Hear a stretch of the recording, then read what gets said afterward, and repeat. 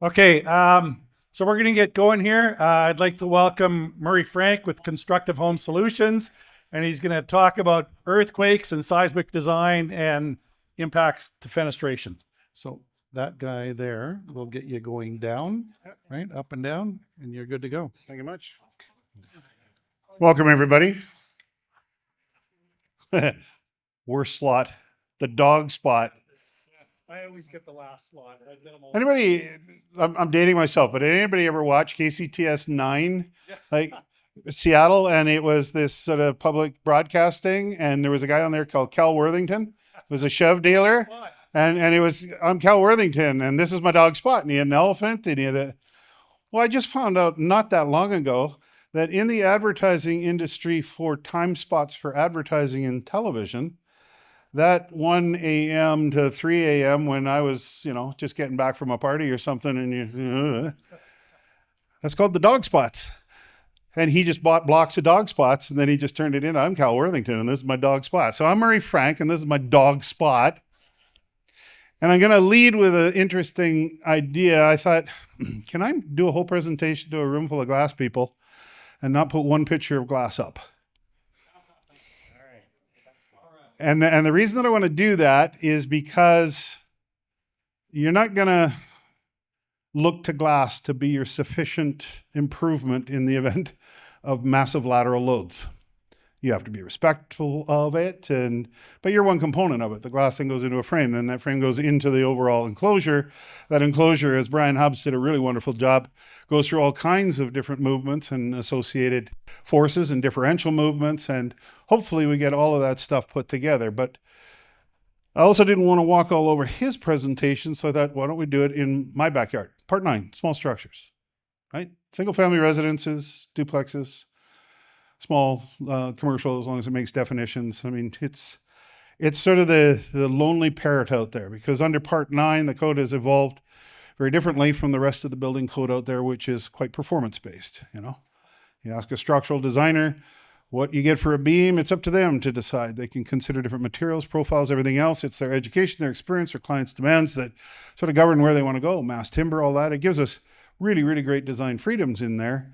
But at the end of the day, the code has a responsibility, and that is to set a limit state so that if you put it into service, you must consider this. These forces can't deflect any more than this under its loads, on and on and on.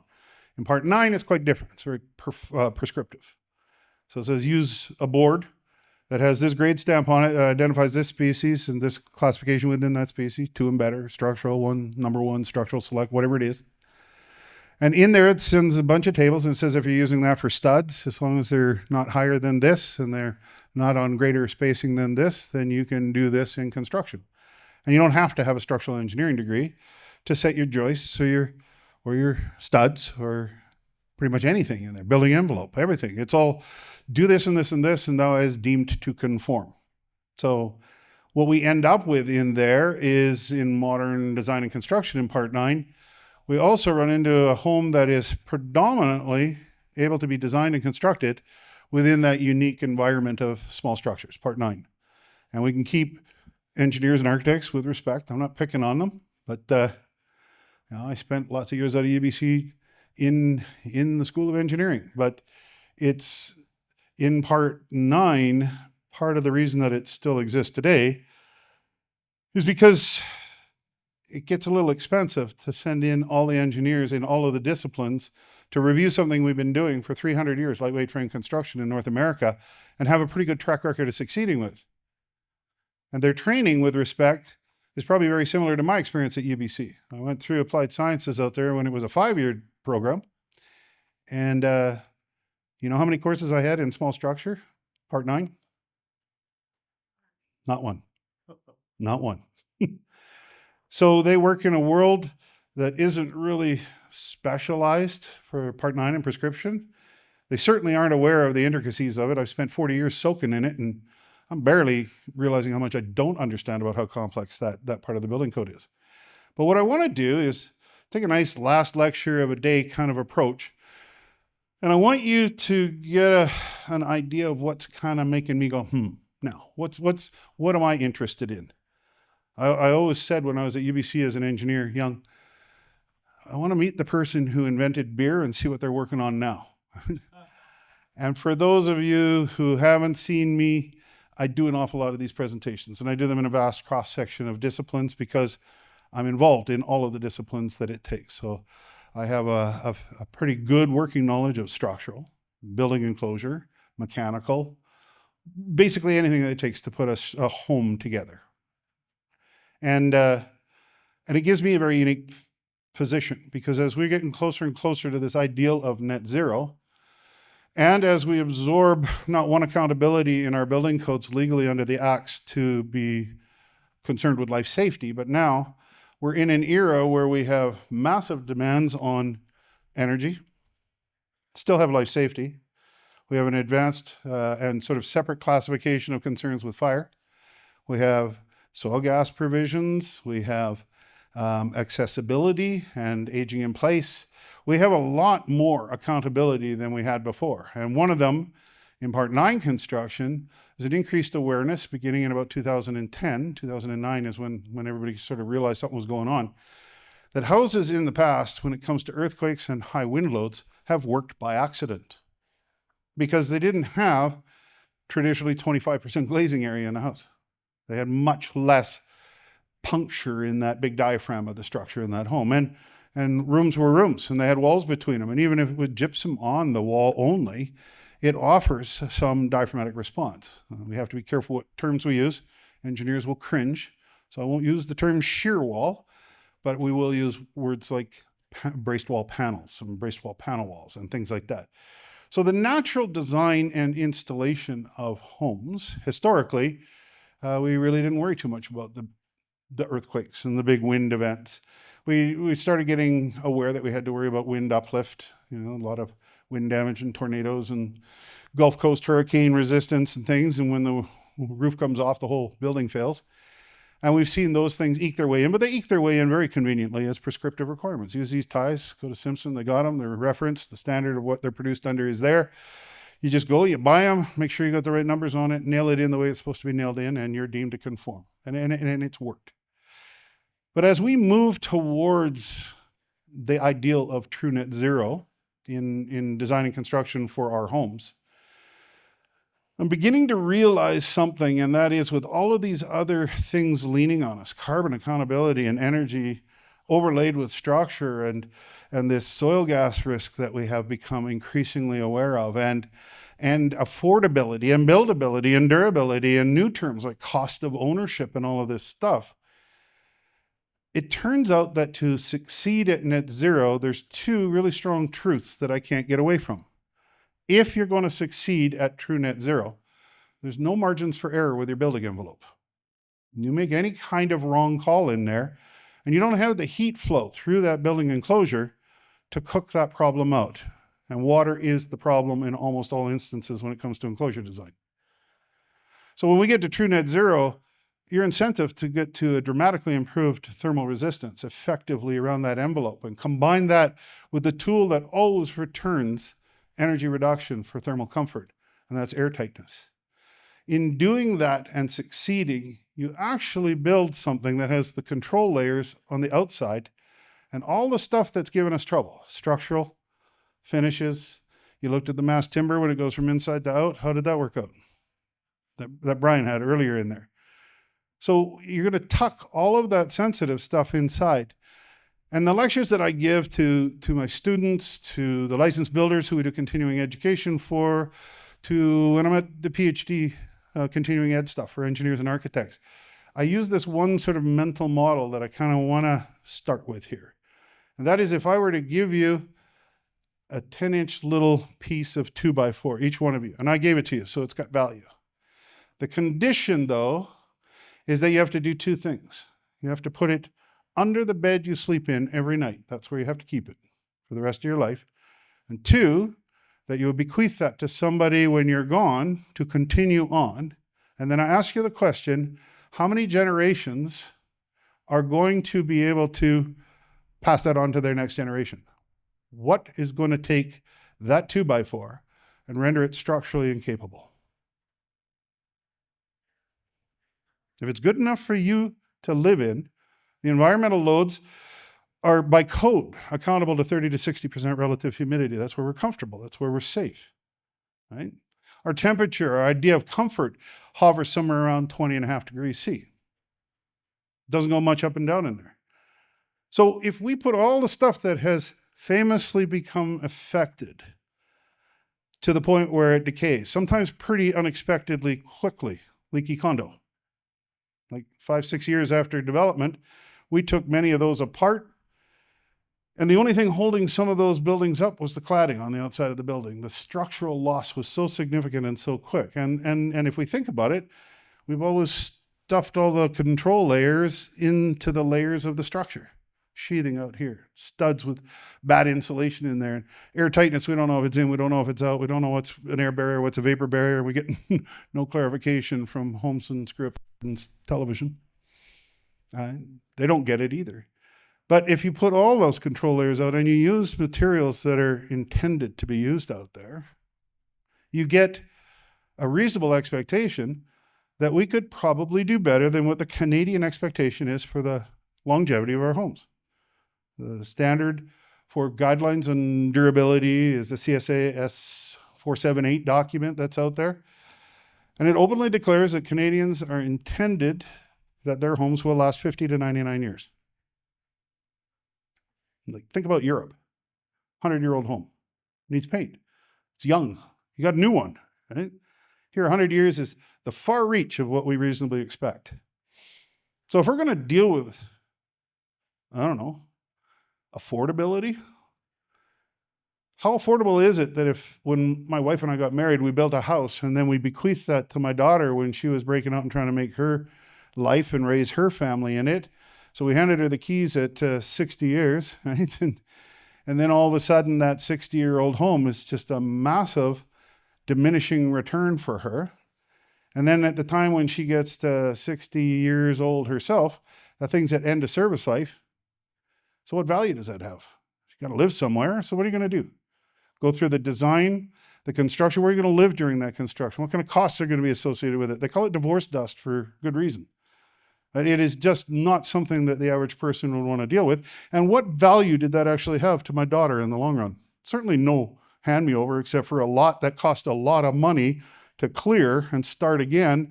And how is your next generation beyond that going to be able to afford a whole new home building from the ground up?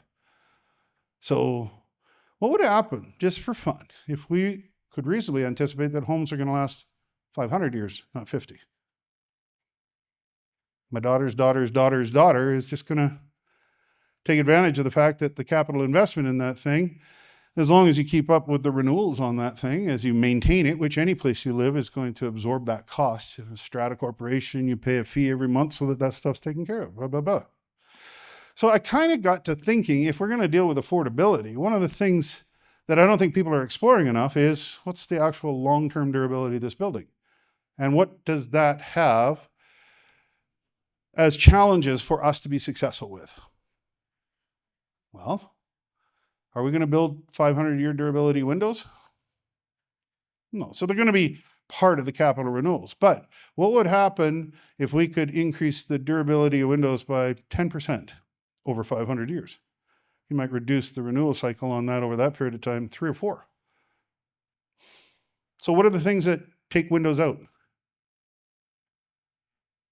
Well, I mean, relevance, right? Energy performance and all of these other things. We keep getting better. We have a greater understanding of comfort. We're entering an era now where cooling is now going to become a requirement. It already is here in British Columbia. You have to have one area of refuge for all new homes built in British Columbia, that you have to be able to maintain a temperature not exceeding 26 degrees. And that is such a difficult thing to ensure in design and construction in Part 9 that the new national code is going to the dark era. It's in the dark era right now, but the last parchment we had on that is they've said that any home built in Canada that has a summer design temperature of 26 degrees or above has to have cooling. About 95, rough estimate, about 95% of all new homes in Canada under the 2025 National Code, if it goes through in the last way we were allowed to see it, through public reviews and its tweaks, means that we're going to be putting cooling into the homes. So what impact does that have? It means that we're going to be switching over to heat pump technologies. So what's that going to mean to furnaces, et cetera? Well, you're going to do heating and cooling. But what happens if you don't design that house perfectly so that you balance the heating load and the sensible cooling load so that that heat pump has a chance? Because it's one device with a reversing valve in it. So it provides heat, and then it turns it around so the pressures go in the opposite direction and your evaporators become your condensing units. And it's this wonderful thing about heat pumps. They just heat and they cool. So if you got a cooling demand that's 40% greater than your heating demand, and trust me, in Canada, chasing your cooling loads is going to be pretty difficult. You're going to have too big a furnace for most of the heating season. And that means that the furnace is going to turn on. Too quickly, it's going to register the thermostat that it's brought it back up to that temperature, and it'll just shut off. And it'll turn on and shut off. It's called short cycling. And when it short cycles, it uses up its lifetime allotment of cycles, and it never gets up to its operating efficiency. So you hear things like COP on cold weather heat pump technologies now, 4.5, meaning you put $1 worth of energy into that heat pump, you get $4.50 worth of heating and cooling comfort out of it. And that's just the lever of transitioning refrigerants through their phases and using physics instead of just burning fuel or resisting electric loads at 100% efficiency. So to actually get to net zero, the point where you could technically recover or harness the energy that you use year over year, still going to require storage. You could grid tie it for storage. You could do all of these things. And again, what has this got to do with earthquakes? Everything. The whole idea is that if you get a heat pump and you right size it, and you're at the point where you have a net utility consumption that puts a lot of pressure off of your grid, allows that electricity to be used or exported or sold. It means we're not flooding more valleys. It means a lot of things. There's a lot of big advantages to us that work harmoniously with everybody's wants, needs, and desires. And what's the environmental consequences of going to heat pump technologies? And then this will never be able to afford it. We're going to put too much load on. We're going to be way over 200 amp services. Well, if you get to net zero, your actual requirement for energy, cooling and heating included, can drop as low as 25%, even lower, 20% of what regular homes are burning at right now at step 3, 20% improvement over what we did for the last 20 years. So now your furnaces and heat pump technology don't have to be 4 and 5 ton units. You can do it with 1 ton. Cost less. Doesn't even make sense to put ducting around anymore. Still have a ventilation requirement. That doesn't change. That's because of human occupancy. We've got to move that much air in and out. But you got energy recovery with that, with ERVs and HRVs. So when we put that in there, it's still the same requirement for ventilation that we've always understood we need under 932. So relatively speaking, all of our answers to get to true net zero are energy or heat recovery ventilation devices. Use them to move the air around and the thermal comfort in the building. And now you can pump it around with 3-inch smooth-walled flex hoses, which, if you convert to a conditioned attic, means you can put all your mechanical system up there and you can forget about needing a crawl space that's heated. So now you don't even have to worry about radon gas. Just build a vented crawl space underneath your house. Cheaper, faster. Do it on screw piles. You save $80,000. And you're building with your main structure on the second day of construction from the first day you get on site. I guess what I'm getting to is we won't need incentives and we won't need to drag people kicking and screaming when the builder market realizes that they can build, in my personal experience, on 2 houses that I built with mine and my wife's money. We built one for 12% less at true net zero, and we built one at 18% less at true net zero than if we'd have built it with 2x6 with pick bad insulation in the walls. So what builder isn't going to want to embrace that? Now, the step code leading up to that, it's a waste of time. It doesn't get you anywhere, right? You don't get enough advantage for it, and it just sort of instills a false promise that you can just scale what we did. How many people are seeing 2x8 walls? 2x10 walls I'm even seeing framed out there. Double stud, all kinds of different solutions. At true net zero, just go to 2x4. It's all we needed for structure for most residential houses. And then put all the control layers on the outside of that, insulation. It's continuous, so you get an R's and R's and R out there. So what does that mean to the window industry? Well, and the glass, is that you need to achieve this thermal continuity. That glass has to be lined up with the effective thermal blanket in that building. But if we're pushing that outside, then where are your windows going to be located? You know, structure in here thermal control, air tightness, vapor diffusion control, rainwater penetration control, pressure moderation, all of that stuff, the vented capillary break on the outside of the wall, all of that stuff happens out here from the face of that sheathing, and that window needs to somehow align into there. So you're going to see very new techniques on how we frame those. Most of them within the current confines of Part 9, and many of them in the evolution of the next versions of Part 9 for 2030. And remember, by law in Canada, all new homes by 2030 must be net zero for energy.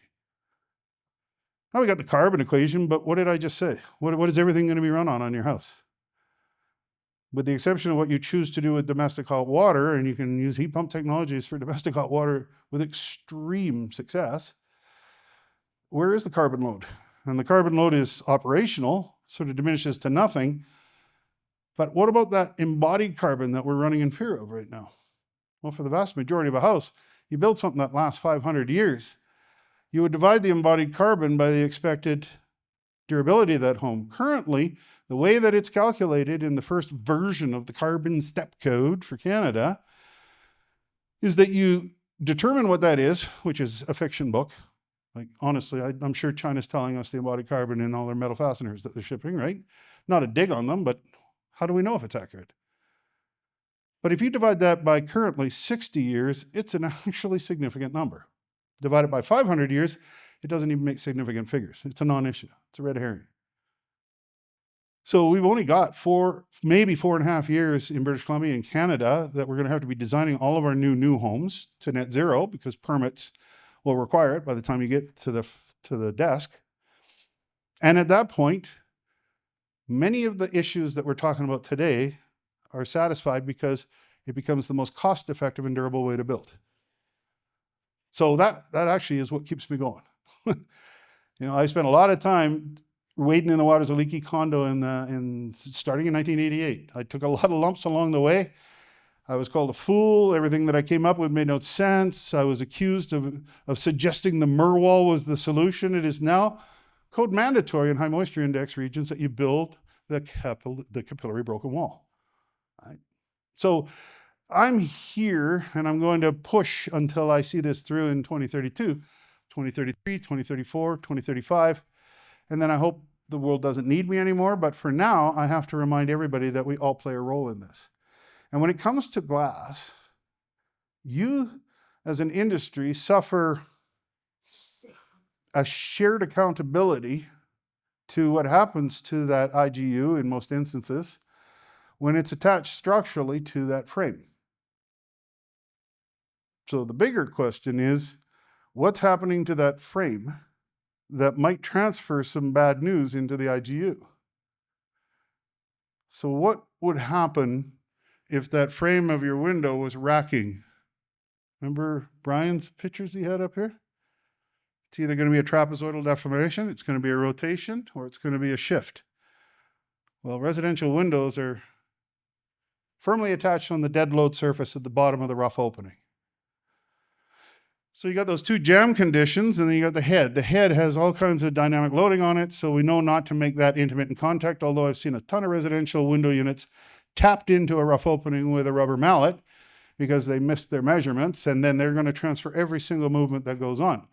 So it leads to the question, wow, so what, we have an earthquake, right? The whole idea with earthquake engineering now is that if you get out with a minimal loss of life and injury, and the house is a throwaway after the event, it's deemed to be a success.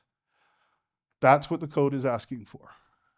And by the admission of the province of British Columbia and all the code authorities in Canada, the Canadian and the regional building codes in Canada describe the worst possible house you're allowed to legally build. So that's the threshold. But as we move forward and eye up the possibility of 500-year durability, what I stupidly asked, would it take to look at building in the survivability of the building, which, again, to Brian's presentation earlier, these big high-rises in that, they're trying to make these so that you can actually go in there and in most instances be able to service them, pay some money, but you're not tearing them down and starting again.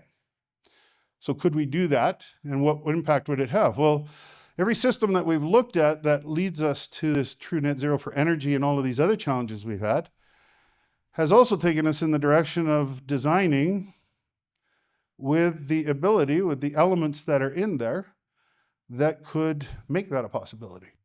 We could make homes that could survive it. And we know that this is true. I'll show you some results as we go through here that'll underscore that as we go. But there's lots of examples of houses that have been okay with some drywall patch after some pretty significant lateral load events, be it big wind or in this event, earthquakes. So what I want to talk about today is, what is the current state? It is changing massively. We've learned a lot about seismic events. We've come to the recognition here in Canada and around the world that we misread the actual magnitude of the risk. And for houses, beginning in 2010, when we realized we had to do something about it, they put in a first iteration of change, but it was a first version. And what it did is it took a worst case scenario and it ends up being kind of impractical. And now that we've very recently increased our understanding and our predictions of what that real event is going to cause for forces for survivability during an earthquake of the occupants inside, and to my argument, possibly even the building, it's much greater than we previously thought. And so we're going to have to find ways of dealing with that. And they realized that the first kick at Part 9 lateral load provisions for earthquake and for wind loads would have prohibited all Part 9 construction in the South Island of Vancouver Island, for example. So it's got a big risk there. We'll go over that here too. So I wanted to paint this picture. Why the heck would we want to, at a glass conference, take a look at what's going on in earthquake technology out there? Well, at the end of the day, I want to make sure that we all understand what an earthquake does to the building and what that in turn can do to the window, as in through the frame. And obviously we know that that's not something we want to have, is this trapezoidal deformation of the frame, which it may survive, but what it does to that connection of that glass into that frame is extremely wearing on that. So we're going to have a durability improvement at least. And there's other things they're coming for too, like wildland urban interface, tempered glass. Heat soaking of tempered glass in residential to decrease the mortality rate of it, but we know that tempered glass gives you a little bit longer when that wildfire is burning towards your building. Is it enough? No, I built one and it burnt down almost 2 years ago now. Nice, beautiful, $1.5 million home, showcase of net zero for energy, did everything that this country was thinking at the time would give resilience in there, and it burnt to the ground. But when we rebuilt its replacement, which is now completed up there near to, all the appliances are in packages waiting to be installed in a couple of weeks here. We actually included a bunch of new provisions that hadn't been contemplated and cross-transferred a bunch of different things in there. And I'm pretty sure we can build homes that are going to survive, not only survive, but you're going to be able to live in them immediately after the event. And it's a combination of integrating mechanical design, fenestration weak points, and what we can do for fire resiliency that goes beyond just putting low combustion or no combustion cladding on the outside of a building and a roof and calling that good enough.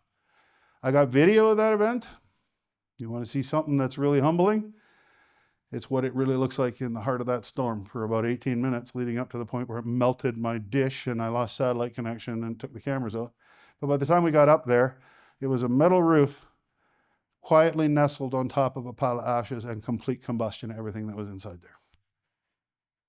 So there are all kinds of things coming, and that wildland urban interface and solutions will impact glass. We're going to be looking for glass to contribute, but we're also realizing that it's going to have to be a supplemental system, a shutter system that's going to be available so that you can board the thing up in a fire season or have them as part of your solar shading consideration and be in a normally closed state. So when you leave or you have a power outage, the thing goes safe. There's other active resiliency things that we can add in there, but that's going to put newfound water pressure onto the windows. There's so many little things that you wouldn't think of that could affect glass. And then thermal performance. Obviously, we want to balance the equation. One of the desires of having large glazing area in modern homes, one of the penalties for that is it's not particularly good for conductive resistance of energy loss in there. So on the heating side of your equation, it's an issue. Phenomenal conversations over the last couple of days here, but today as well in U-value. Where are we headed also in solar heat gain coefficients? How do we control that? How do we make that an understandable quotient? Right now, energy advisors are really motivated because they only answer to the heating side of the equation. They will put in really, really poorly performing windows with respect to rejecting solar heat gain because they're not accounting to cooling. In fact, HOT 2000, the NRC program that the energy advisors use as their stalwart mem, and all of your grant programs and everything else are based on that report, doesn't even work for cooling.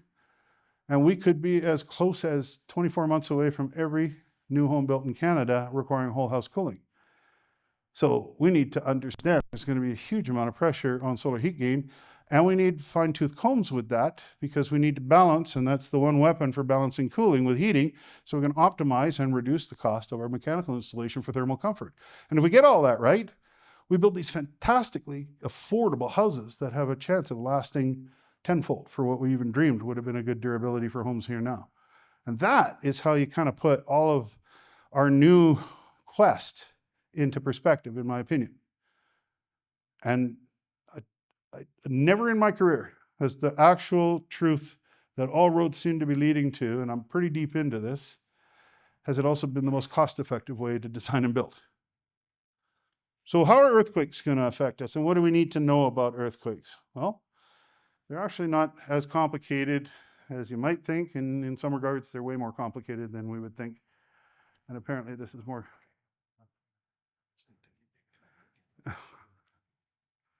So, I know that this button will work. There's our reality here. That they call that the Juan de Fuca plate that you can see that's off Vancouver Island. It's lock zone in that subduction fault where the Pacific plate is falling underneath the North America plate. It's doing that over around Baker and all the way through Vancouver and everything, but it's all kind of gooey molten magma there. It's pretty deep.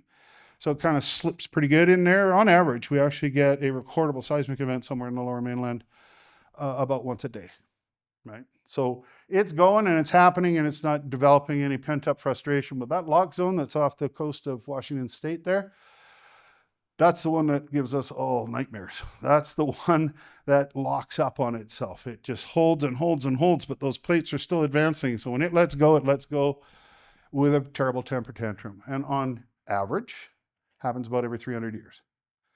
Now, are you about odds or are you about chances? I mean, what do you know about the chance of it happening right now is no greater or worse than it was a moment ago or a moment from now. But odds are stacking here because it's been over 300 years since that thing had a real good relief. So are we going to see it? Maybe not in our lifetime, maybe twice in our lifetime, maybe somewhere in between. Don't know. But it's going to happen. And we know that geologically. And when it does happen, it's a significant event. There's a ton of ground motion in there. You know, Brian pointed out some of the challenges in New Zealand with the event that they had down there is it was very atypical. Most times it's called lateral load because it moves the ground laterally. It doesn't jump it up and down so much. But there are some events that add a very significant component of gravity to it as well. And I think Brian really brought it to light that actual momentary lift and drop combined with the ground motion down in Christchurch in New Zealand was equivalent to holding the whole city upside down and shaking it for that moment in time. So that's frightening, but at the end of the day, with pretty good confidence, we're in a position to know that this is going to create ground motion that's going to go from 0 to an ultimate speed and then back down to 0. And then traditionally, it also then jumps backwards. And it can do that in a straightforward direction. We don't know which one, so you don't know which. If it hits the weak direction on a building, that's problematic, so you got to think about it in all the sides. And it can get kind of ornery on you too, because it can do sort of figure eights while it's doing it, right? Or fisherman's knots with 2 twists and 1 extension. So you're getting lots of forces, and the difference between wind affecting a structure and an earthquake affecting a structure is that in wind it has the net effect of broadsiding and having the same structural effect as finding the midpoint of that cross-sectional area and applying a point load at that thing and trying to bend it over and twist it off its foundation. And it tends to sort of be a continuous push and it might move the building a little bit because of some of the aerodynamics of the building and that, but that's a force that can create problems. You can get vacuum forces or vortexing over the top that create negative air pockets that can lift your lid off of your house. Once the house is open a door during a hurricane, and that's the end of the house. Right? Lift the lid off, and that's the end of the house, because now it can get inside and it can work in both directions and tear the thing apart. Earthquakes, on the other hand, think about it. The ground moves. The building an object in motion wants to stay in motion, but an object that's not in motion wants to stay still. Laws of physics. Can't deny them. So when that building takes off, the ground takes off, the foundation goes with it and does a really good job. It's in contact. Our foundations really don't need a heck of a lot of attention for what we're doing for traditional residential construction, because they can go with the ground. They're intimate to it. They don't have any, craziness going on. But the rest of the house has to get dragged along with it. So you're getting this sort of weird reaction, but it's the same as the force being applied only at the bottom and your building being held at the top. So it's kind of doing something nasty to it. And then you add the complexity and it gets all kind of weird. So what we have to do is we have to respect that we do have a risk, and depending on where you are, we've done a pretty good job as a community of seismologists and earthquake experts and the rest in determining what those values or what those forces will be. Force is ultimately an object with mass, right, that has an acceleration applied to it. So force equals mass times acceleration. So your building has mass, the ground creates the acceleration, and the force is the resultant action against the mass of that object it's trying to move. I don't want to freak you out here. It's not going to get any more physics than that. But what it does mean is that we need to understand what the worst acceleration is, and then we know what the worst force is. And that's what everything comes down to, particularly in Part 9, is they just look at what they call the spectral acceleration, and for barbaric reasons, they just chose a sort of a random worst case. They didn't consider what the soils classification or the site classification was. They just said it's the worst. And they didn't look at what happens at anything other than 0.2 seconds. So 0.2 into the event of a new movement laterally by an earthquake, it is generally a high-risk location, almost always the highest risk. But there's also acceleration at 0.5, and depending on the frequency, and it's not uncommon to see the frequency between 60 hertz, 30 hertz and 60 hertz. So 1 cycle a second or 2. So it moves like this, right? It's not massively different from that anywhere. And I've had experience. I've lived through 3 earthquakes, been on the ground. It's awesome, and never have I had a video camera with me at the time, and it just pisses me off because I'm like, my bike's like, The key point here is we've got a lot of things and a lot of tools that allow this stuff to fall within the realm of Part 9 structural design. And remember, Part 9 is predicated on not needing a bunch of professional practice or structural engineering advice or any of this other stuff in order to succeed. So back in 2012, this illustrated guide for seismic design for houses was produced by the Homeowner Protection Office, which is now BC Housing, the licensing authority, their branch, that's the licensing authority for builders in the province. And it involved a whole cross-section of vetting groups. So the EGBC and AIBC and the ASTT and the Wood Council for Canada and the City of Vancouver was specifically represented. And this process was onerous, trying to wade through the requirements of the code and then figure out a way that we could describe it so that builders could do this without hiring crazy industry specialists to take it on. And I know that it was an onerous process because I wrote the book and I was at every one of those meetings, and they were long and they were often not consensus based, but at the end, we produced a guide that made a ton of sense. Then, as soon as it was produced, the one thing we realized is that it kind of escaped us that all of the provisions in the building code that they had produced, remember, we're putting a guide together to describe that. Well, the code realized that those provisions didn't meet the standard of good engineering practice.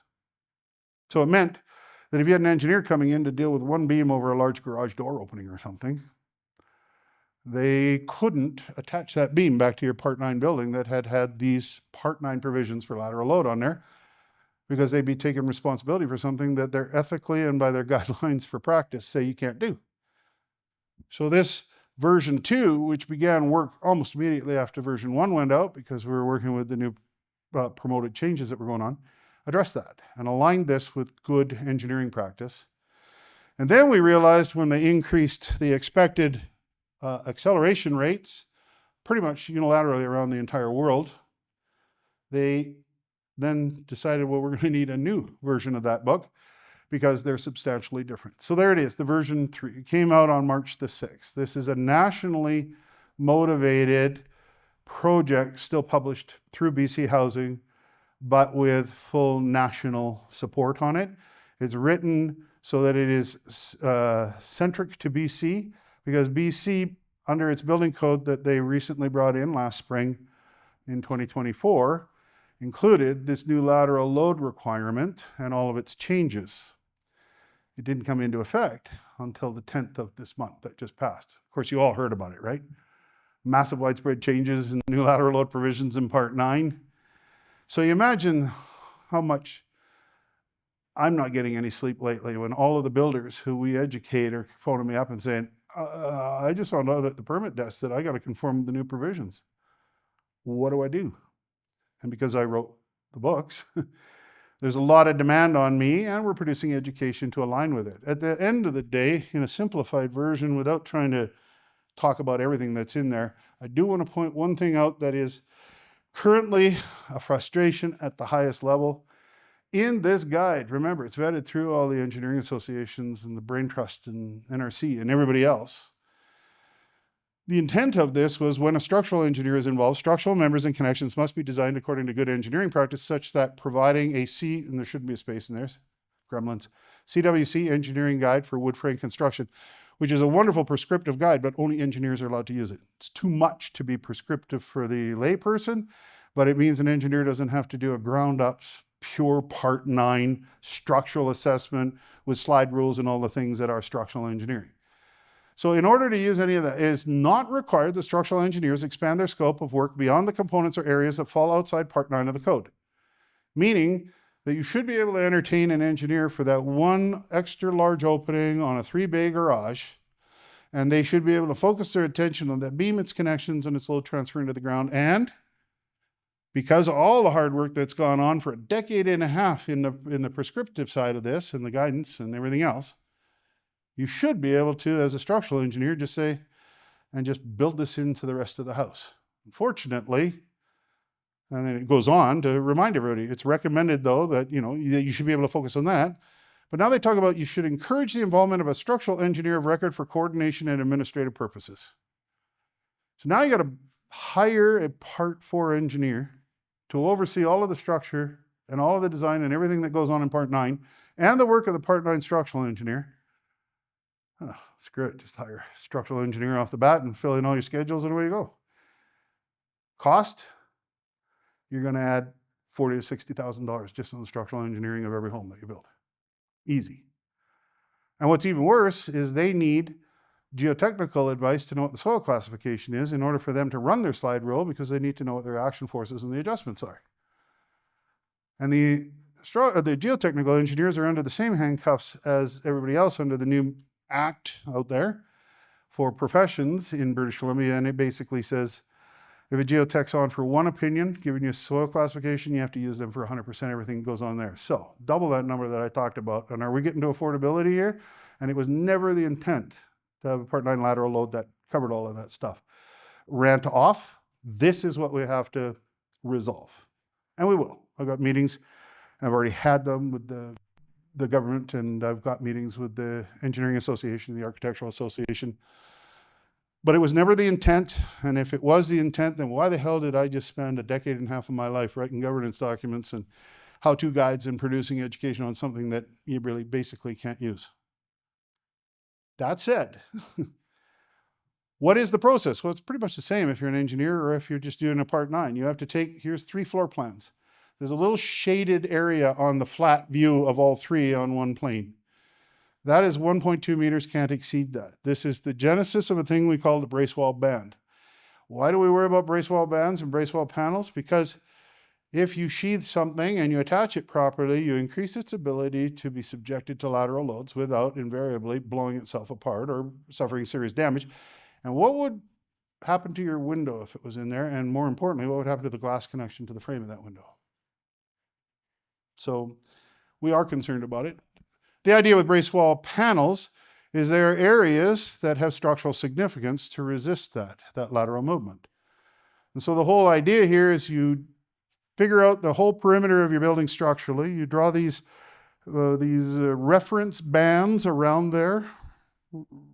And then within those areas, you look at all of the wall elements and you add up all of the structure that satisfies the minimum provisions of a brace wall panel, what engineers often refer to in their science under Part 4 as shear walls.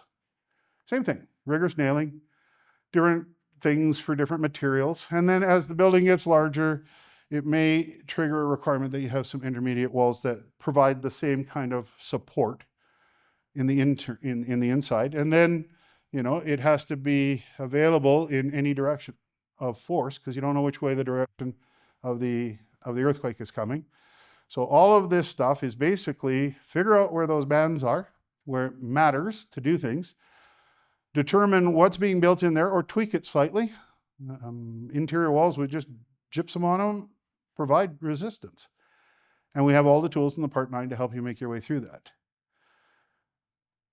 This is the essence of it, and anything more than this becomes a large conversation, and that's not what we're here for. Certainly not in the dog spot. What I do want to emphasize, though, is that this process at design involves putting the 3D thing together in your mind on paper or some other way. With SketchUp, this is such a great tool for doing all this stuff. Then you define, and I'm only doing 2 of the 4 perimeter walls. You define, and I put the real construction in there, you define those 1.2 meter bands, those areas where 100% of that outside wall is in. And if it's too much of a jog, then you have to connect brace wall bands and make them more articulated and more complicated. So we put those onto the 2 walls, and then we just simply look at the completed construction here. These are all aimed to have sheathing where the windows interrupt it. You don't get anything. So all those cross-hatched areas there, those are all effective lengths of brace wall panels within the band, and then you just have to make sure you got enough of them. That is what we need to do. Up until now, you only had to do that when you were above a certain threshold for spectral acceleration. One of the big changes is all new homes in Canada are going to have to go through that. And you're going to have to show it on your drawings. And it's also got an Appendix E in here, which brings you back so it shows that you're conforming for the wind loads for that area as well. Is that onerous? No. Is it a skill set that exists out there? No. Right? Do we have the ability? Do we have the governance documents, the guidance and everything? Yes. Is it well developed? Yes. Does it integrate to Part 9? Yes. But what they're trying to do here, and again, you can just zone out for a moment if you don't want to know about it, but we don't deal with just the spectral acceleration at point 2, those 2 dots on the left of that graph. You also look at a half a second, you take 2/3 of the SA point 2, and you take the complete load at a half a second in terms of acceleration, and you take the greater of those 2. So that's a refinement that allows you to sort of humble what you're doing, fine tune it. And then you see a thing on the top right that says Site Class A, Site Class E. There's A, B, C, D, and E. C is the worst. So if you go out, you can get new curves for whatever the actual site classification is that you have on that site. And it may mean that those 2 graphs are quite a bit further down. Well, in this instance, look, the one on top, the yellow one, is the acceleration, and it's almost twice as much as if that same building was in site classification A. So it gives you the ability to do a more refined Part 9 design, but you need a little bit more information. Go back to a bit of a stumbling block. The only people that are allowed to give you that site classification are geotechnical engineers. Now, I have always lectured that you do want to get a geotechnical involved in any kind of design for a home. There's 2 things that you have to answer to in Part 9 of the code that just seem to be so deeply entrenched they won't consider changing them. One of them is, do you put damp proofing on your foundation wall or do you put waterproofing? And what the code says, you must put damp proofing on. And then it goes on and says, however, if there's a likelihood of hydrostatic pressure affecting that slab or foundation, then you must use waterproofing. So who usually makes that choice between rolling on the black stuff or throwing on a full waterproofing membrane and making it continuous and adhered? Who makes that decision in residential construction? The builder. What does the code say? Well, if the basement never leaks, never come to question. Good for you.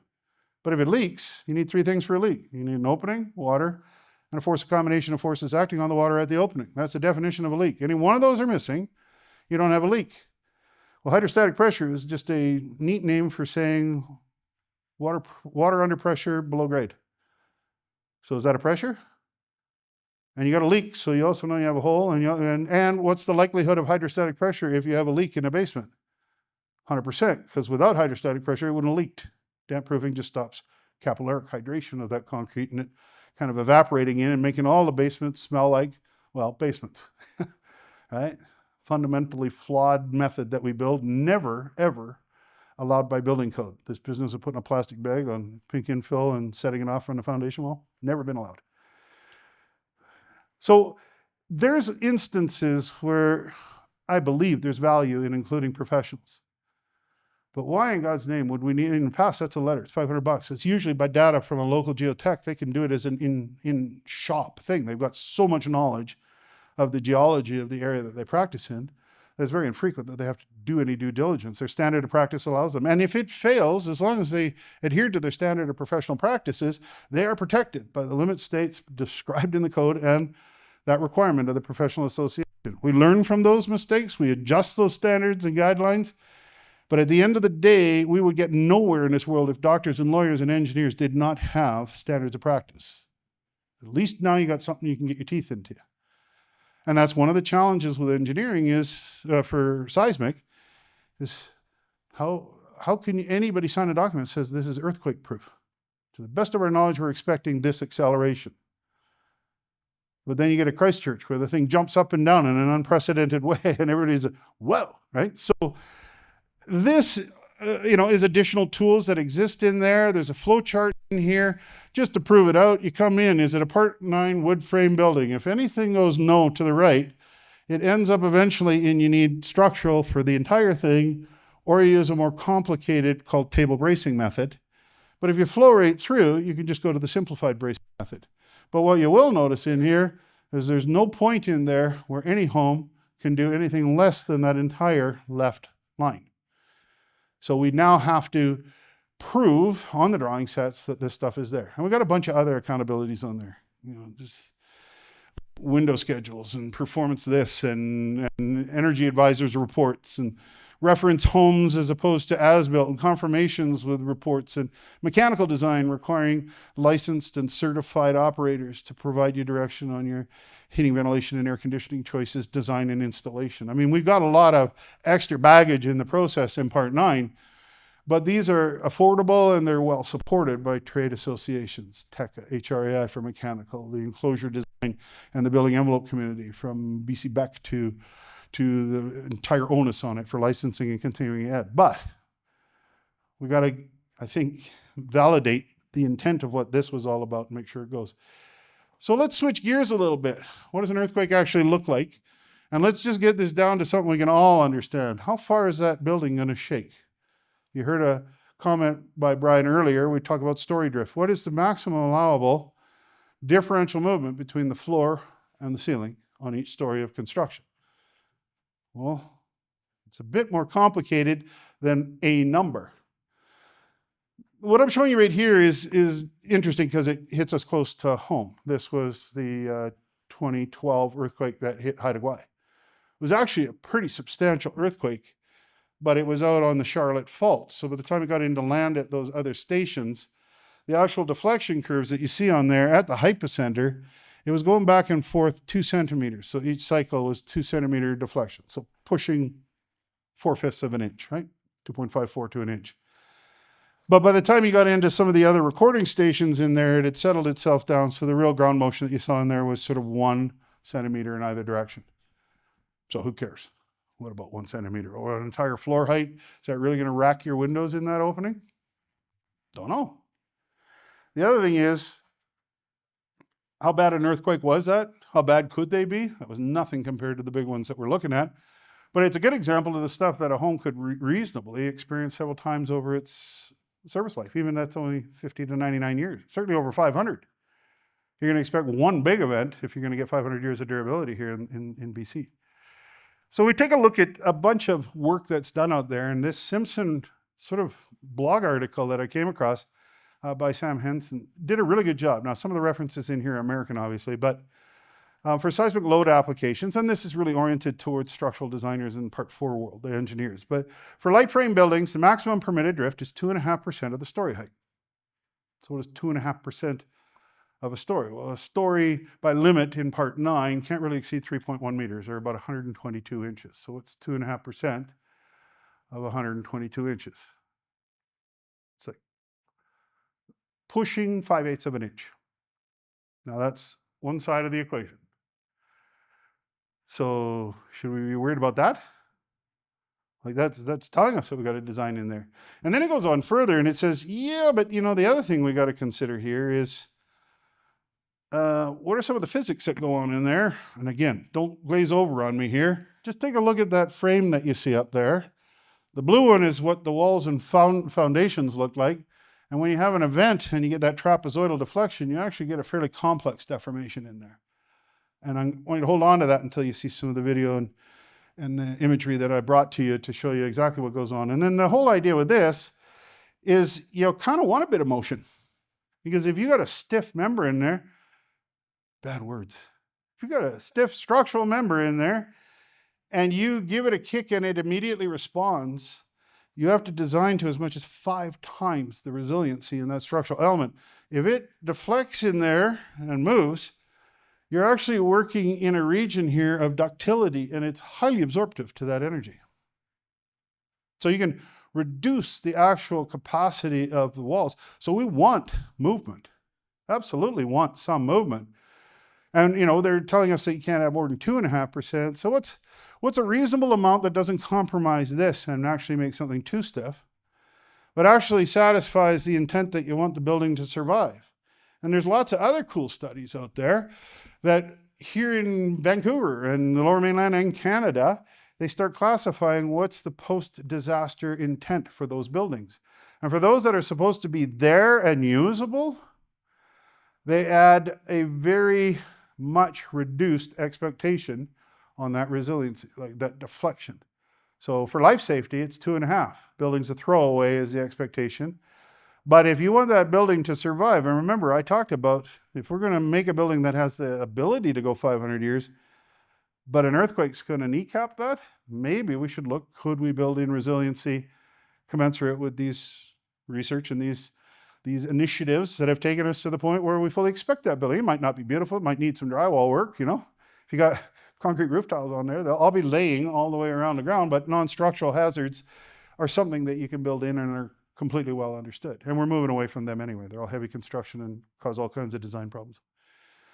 So maybe 0.5 is, and again, at 3.1 meters, how much of a deflection is that? And I'm sorry, at 2.5, that's 3 inches of deflection in story drift. That's a pretty rubbery building, but have you ever seen what a building looks like when it's going through shake table or actual earthquakes? It uses all of that. It's a pretty wild experience. Like I say, when I was at Digby Beach, staring out in Kailua Kona when that one hit and the hypocenter was about 1.5 kilometers off of that beach, and I was in that downtown core. I was in an open parking lot, couldn't be a better place to get a ringside seat. And I watched concrete buildings, residential towers smashing each other at their soft joints. I watched wooden condominiums and single family residences just going to jello and going into complex movements. And I watched for 10 years the slow process and the cost of recovering from that. And that was really not a very major event, but it was, oh man, this is real stuff for sure. So we don't want to be afraid. How do you think those people felt last week on those rooftop pools when that building was going so hard and fast that it was dumping 1/4 of the load on each one of those cycles down onto the street? Yeah, you know, I'm thinking if you're on a deck chair suntanning up there, that's going to be a concerning degree of movement. But those buildings, it was only the ones in construction that didn't have completeness in their structural resiliency that actually failed. That one that came tumbling down. The rest of them, we'll see where the reports are, but it's a really good idea to figure out if these buildings were resilient. So I want you to take a look at that photo on the right. That is not your eyes distorting that. That's a static picture of a 3/4 inch deformation in one side of the cycle. Now that rack that thing's in, my wife calls it Birkin, because I'm so stupid and I couldn't get anybody to provide bottom loading like an earthquake and hold the top and actually allow it to cycle. It doesn't exist out there. They just convert wind ones and it didn't really work very well. So she let me and our machinist put this thing together, and now she'll never be able to afford a Birkin bag. But we love bending stuff and wrecking stuff in this thing because we learn a ton. That's all Part 9 construction. That's plywood sheathing. You got OSB. Your other wafer board is still in there. I don't know why. But that deflection, what I want you to ask is, where is your window in that? Like, that's a pretty perpendicular joint at the top plate to the stud, and that's a pretty perpendicular joint to that stud and the bottom plate in that wall. So how much of that deflection is happening in the area where you're going to expect what to be placed?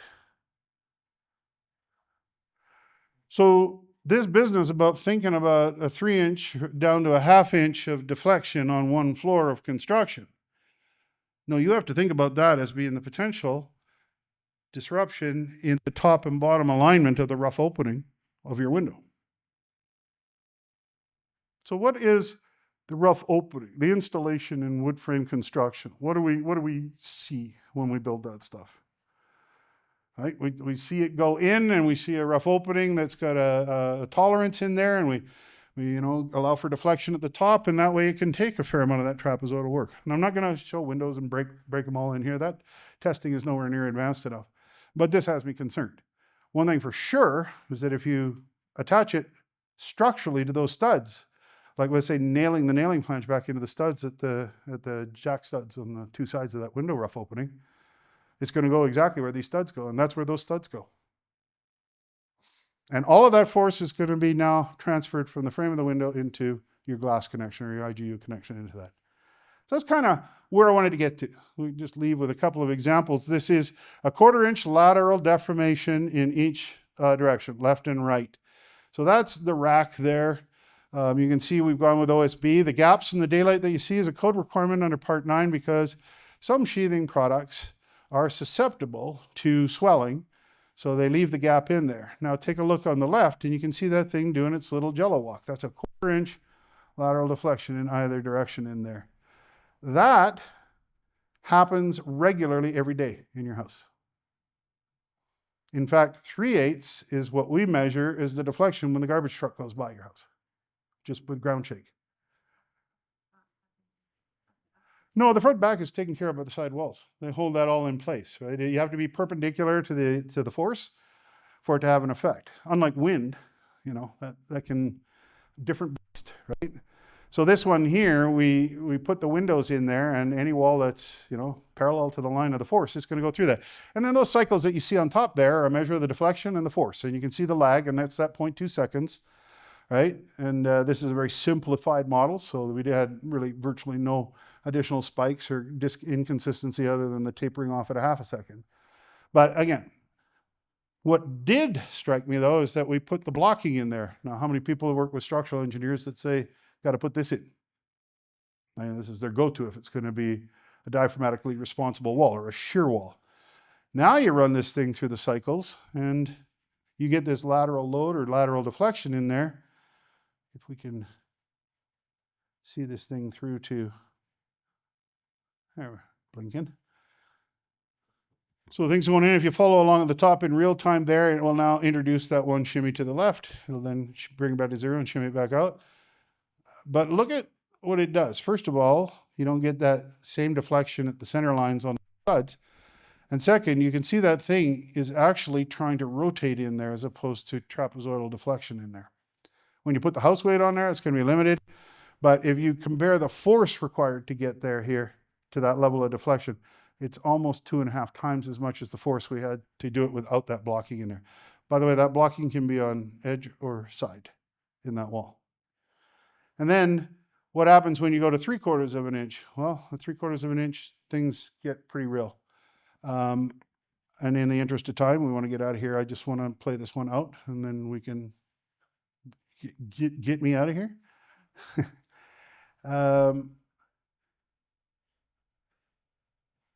There we got the flashing light there. So now when you watch this, and again, this is very standard Part 9 construction with low lateral exposure. This is at 3/4 of an inch. This is not an appreciable earthquake event. This is basically well within the limit state of normal operating conditions for story drift under normal deflection loads that you would see from traffic, from a bear rubbing its bum on the side of your house, from any number of interesting things. And the big question that I want to leave you with, because I don't have the answer yet, but we're working on it, is how much of that is transferring into the window. But I will guarantee you that if you put anything in that rough opening, nothing will improve this. And there's nothing you can put in the window rough opening that satisfies the provisions of the definition of insulation, including the half-pound can foam that you put in there. They specifically don't register it as an insulating foam.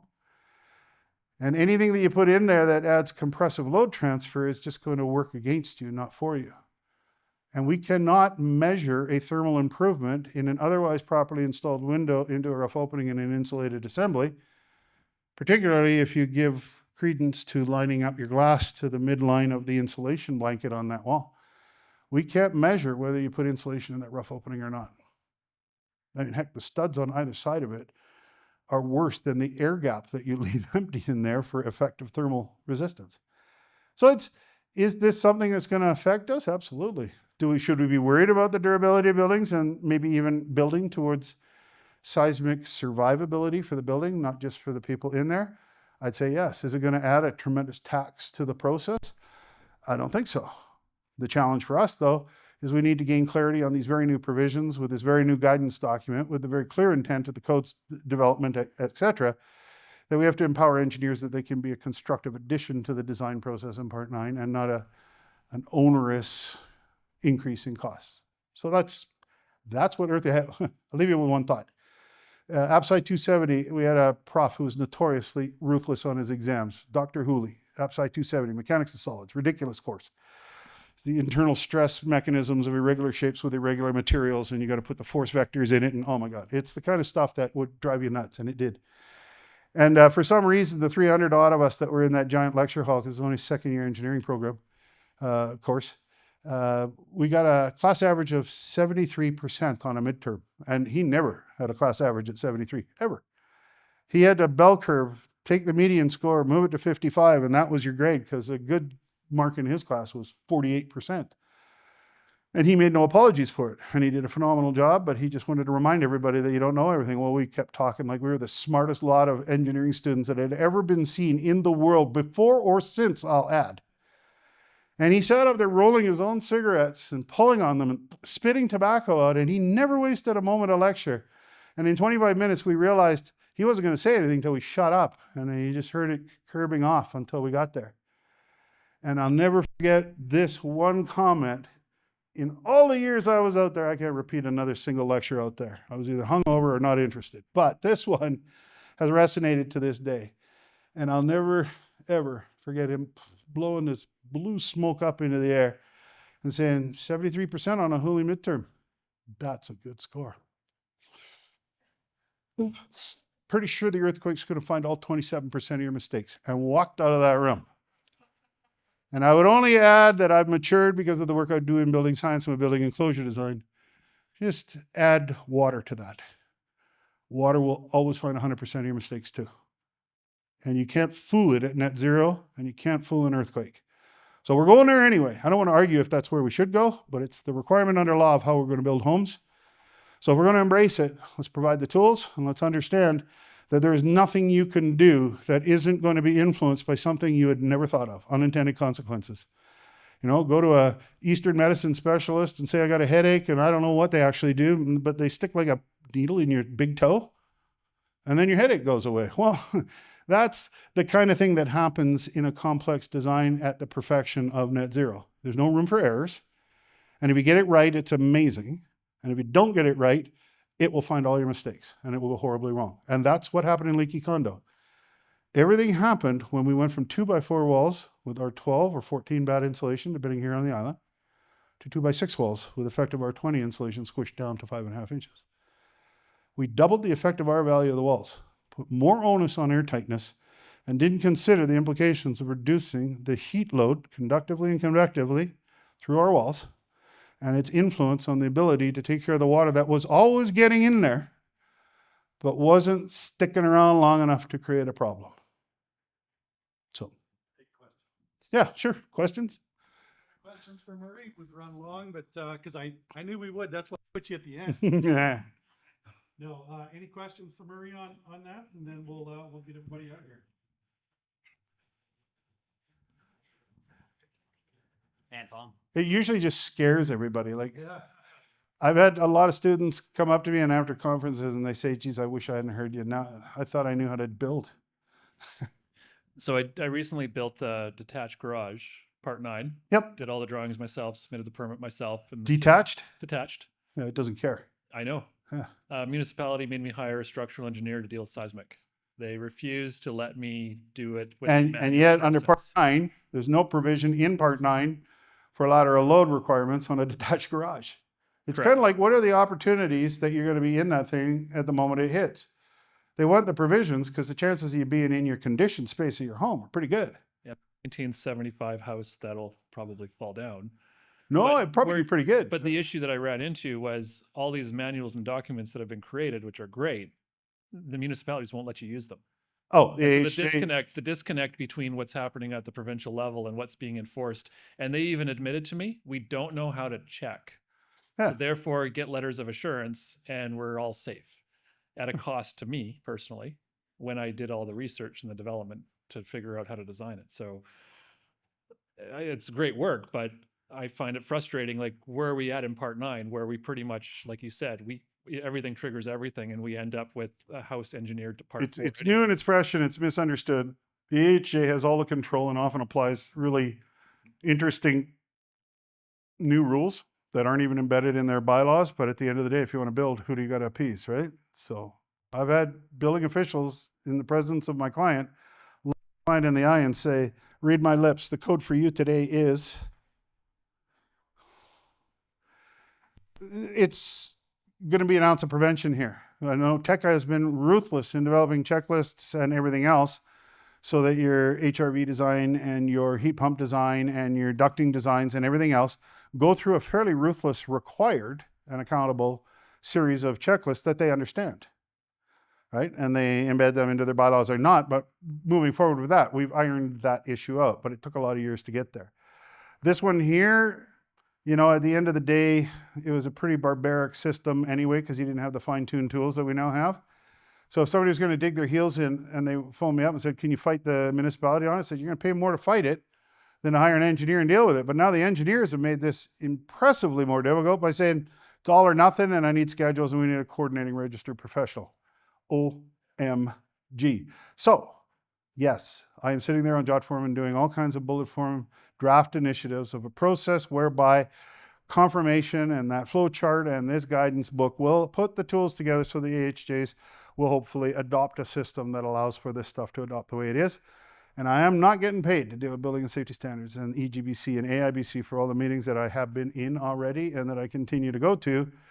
But I firmly believe if we're going to have affordability in housing, if we're going to benefit homeowners, it's the only reason I do this stuff.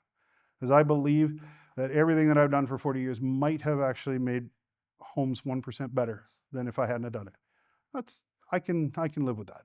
So yeah, you're right, 100%. It's a garbage system, but we can fix it. It's just going to require consensus opinions and no pushback from the other groups. You know, I'm a member of all of these associations out there, and this NIMBYism, you know, I see it all the time. Well, that's not a mechanical issue.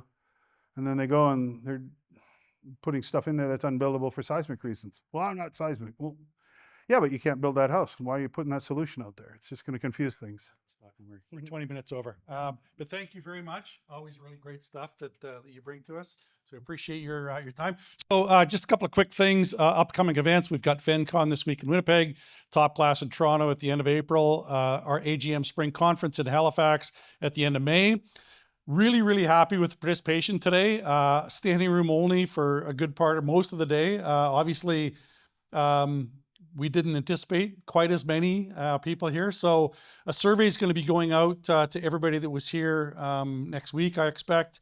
And we're looking for, obviously, feedback on how you found today's content and the venue and all of that. And if you have suggestions for a venue for next year, because we'll be back, but based on the attendance today, we're looking for a larger facility. So if you have any ideas locally, let us know. It was great. Thanks to our sponsors, of course. We can't do what we do without sponsors and our supplier members. Signs there, I'm not going to read them through because we're out of time. There is an open bar outside the doors hosted by Sherwin-Williams. Maria and Bridget, thank you so much for everything you do. Thanks a lot for coming out. I hope you found it helpful and beneficial and picked up a bit of something you didn't know before you got here. Thank you very much, and we'll see you next year.